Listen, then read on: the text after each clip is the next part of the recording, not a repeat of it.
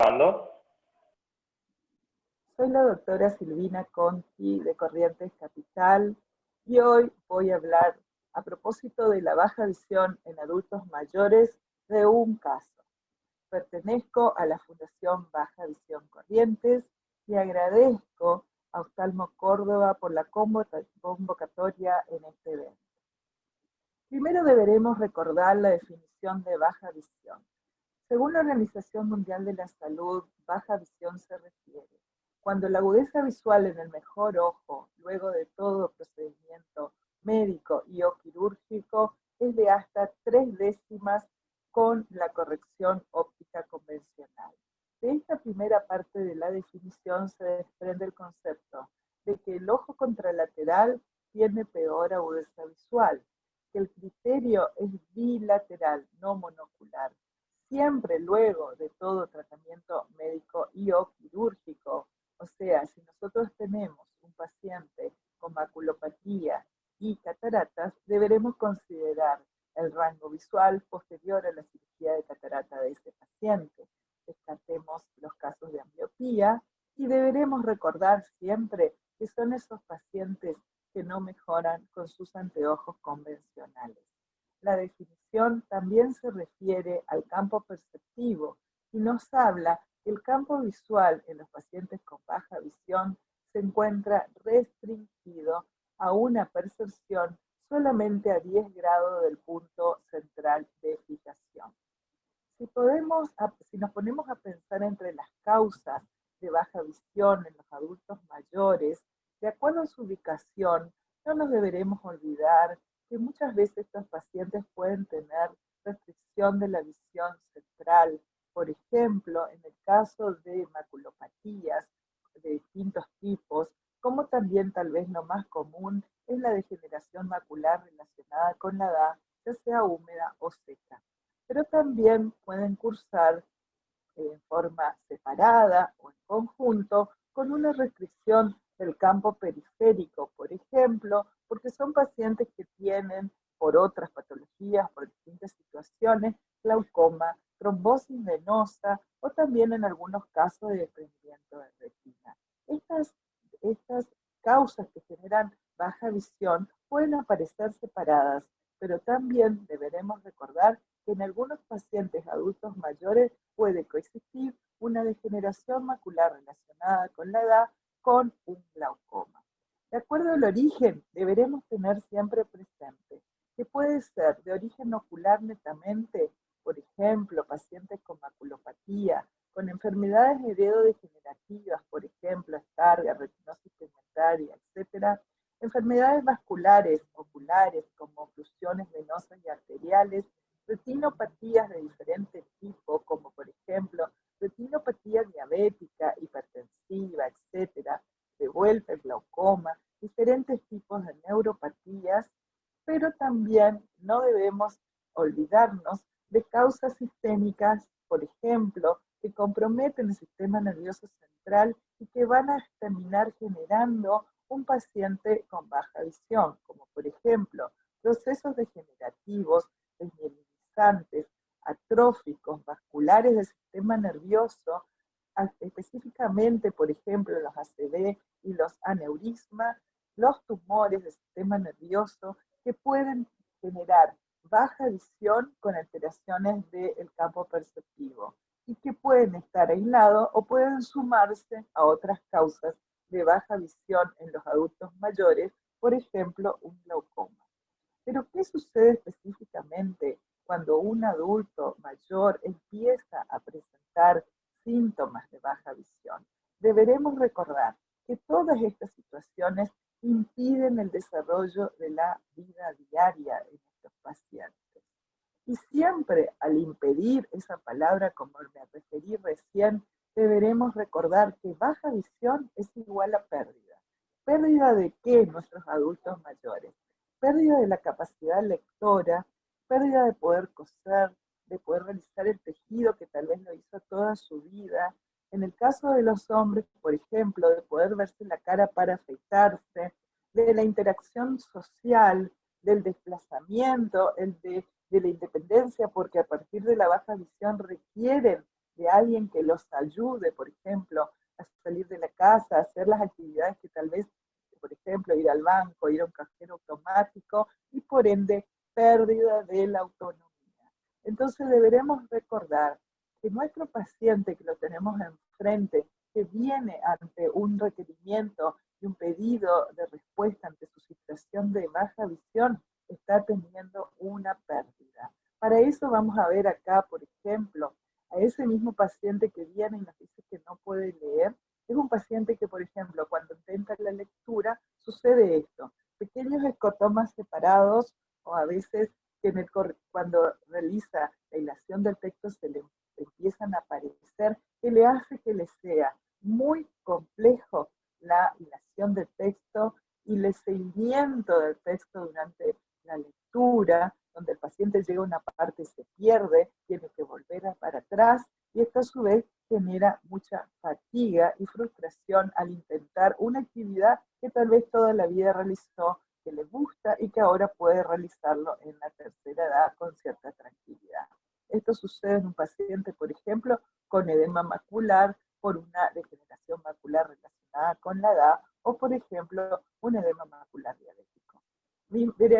Veamos acá un paciente, por ejemplo, que cursa con una maculopatía y que quiere ver la cara, por ejemplo, de su nieto, y se produce una metamorfosia y finalmente un escotoma central muy evidente. Obviamente, poder ver los aspectos de la cara de su interlocutor no son totalmente complejos y muy, muy difíciles de poder evaluarlos. Y acá un paciente con glaucoma. Fíjense cómo el campo perceptivo se va restringiendo hasta que todos sabemos que el campo perceptivo desaparece.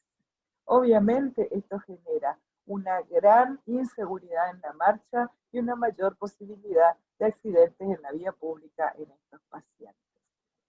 Fíjense que todo esto trae consecuencias que van mucho más allá de lo visual en nuestros pacientes con baja visión, como la depresión, el aislamiento, los accidentes domésticos y las caídas en la misma casa, específicamente en las escaleras y en los baños.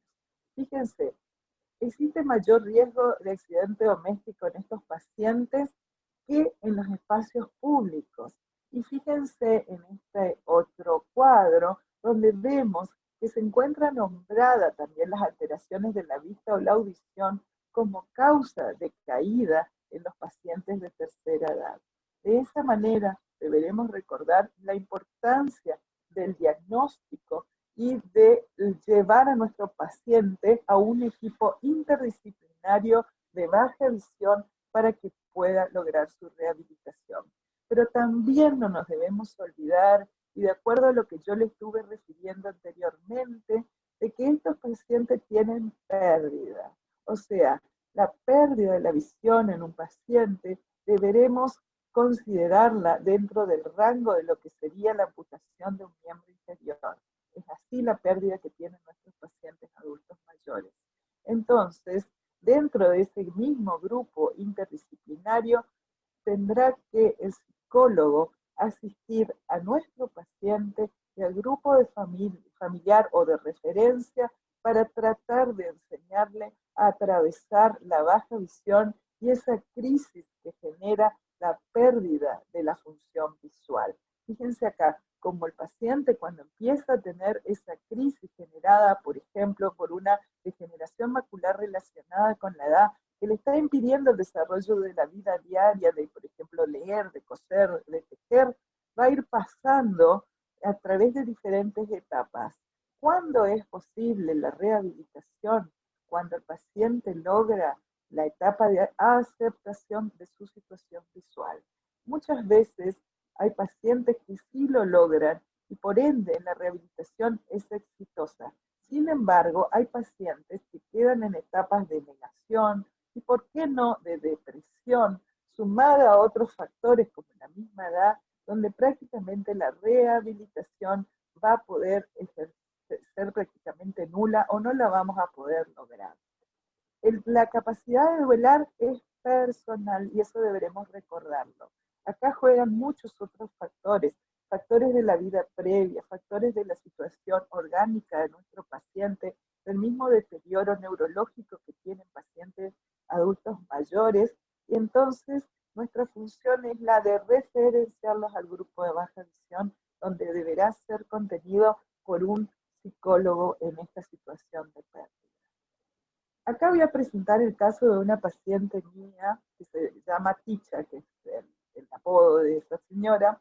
Es una señora de 79 años que fue docente, jubilada actualmente, y el motivo de consulta por el cual llega a mi grupo de baja visión es específicamente este: ayúdame, ayúdenme, no me sirven los anteojos y no puedo leer.